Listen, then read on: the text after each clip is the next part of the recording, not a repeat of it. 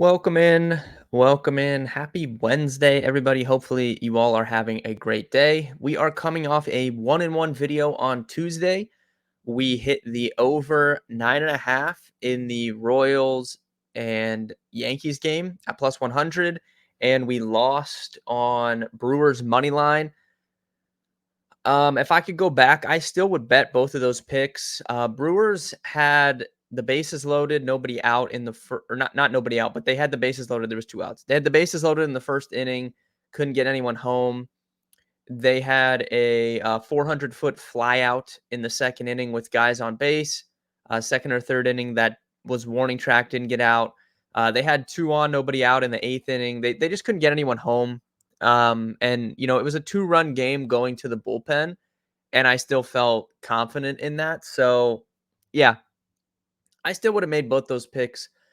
Unfortunate that we dropped the Brewers one, but 1-1 yesterday. Went 2-1 on the premium card. I had an extra bet for premium members, which was the Red Sox Phillies under, which cashed. So 2-1, profited a unit on Tuesday. As I said on the video yesterday, there just wasn't a ton that stuck out to me. I feel like normally I'll have 4 to 6 plays, and that just wasn't the case for me yesterday. The same can be said for today. It's going to be just a one pick video today.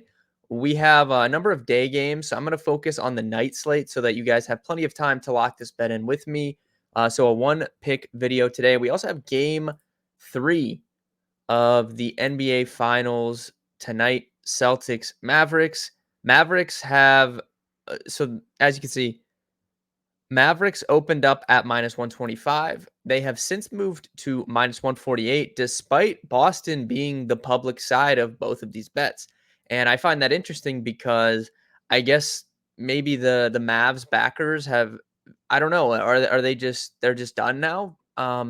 Dallas was the public side of both of those first games in Boston, and now they're at home and Boston is the public side. So I don't know. Maybe the people that were backing Dallas have just simply given up on them after 2 games. But I think that this Porzingis injury is really going to be the story of this series. I mean, it's kind of been like mixed reporting. Like he's going to be okay, he's not okay, he's going to play. We don't know if he's going to play. Like it's a lot of unknowns. And I said when I did the video on the day, which was last Thursday, I think, for game 1, I told you I thought that it would be really hard for Boston to lose the series with a healthy Porzingis. Now that's kind of up in the air. So I don't know if Dallas can come back and win being down 2-0. But I do think if Porzingis is not himself and not able to do Porzingis things, it gives Dallas a chance to kind of claw back at least and make this a series. So that's something I'll be watching for tonight. I'll be diving into the props and stuff. Might have some picks out in the Discord for premium members, and I gave out a bet yesterday for NBA as well in the Discord. If you want access to those picks that I give out, as well as these tools I show off on the videos every single day, you can head to betkarma.com/pricing to sign up. Let's dive in. I'm looking at the Marlins and Mets game. So you can see here, Mets are minus money line. Um, There's some sharp money coming in on this over. 61% of the bets, but 84% of the handle coming in on this over 7.5. So a lot of people like some offense to be displayed here. If we look at the pitching matchup, we have Braxton Garrett going against David Peterson.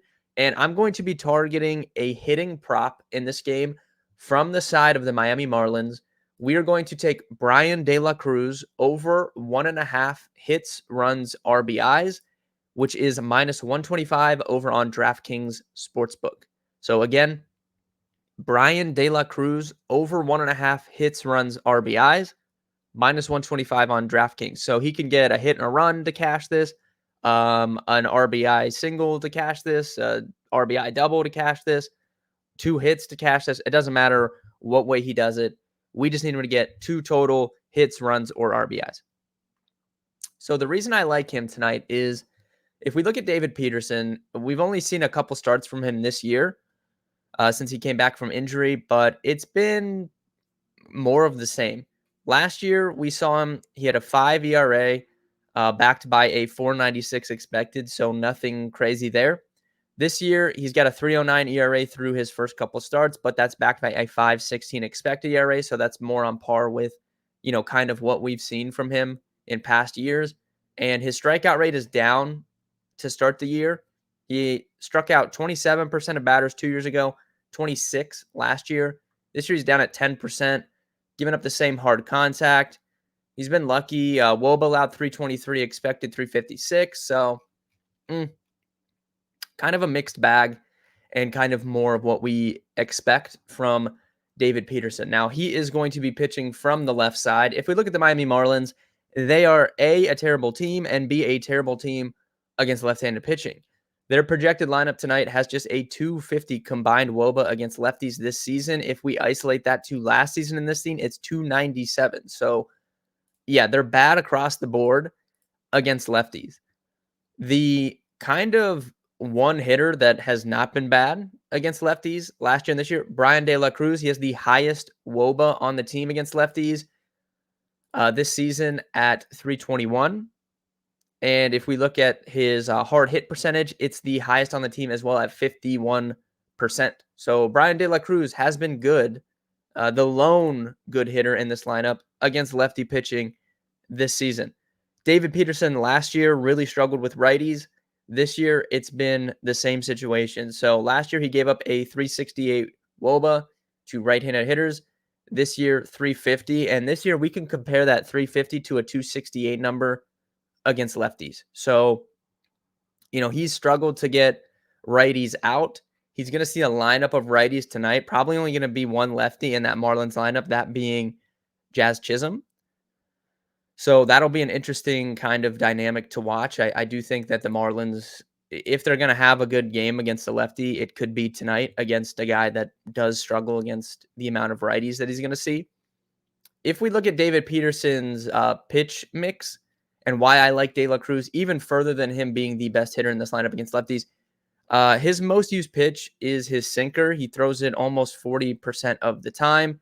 Brian De La Cruz has been really good against sinkers. If we look at last year, Brian De La Cruz hit 330 against sinkers with a 52% hard hit rate. This year, 278 with a 55% hard hit rate. So really good numbers for De La Cruz against sinkers, which he's probably going to see some tonight. Good numbers for him compared to the rest of the team against lefty pitching, which leads us to that Brian De La Cruz over 1.5 hits, runs, RBIs at -125. That's the pick today. Lock that in with me. Hopefully we catch a win heading into Thursday. If you made it to the end of the video, I really appreciate you. Please like the video and subscribe to the channel so you know when I post these videos every single day. Good luck with all of your bets tonight, and I will see everybody on Thursday.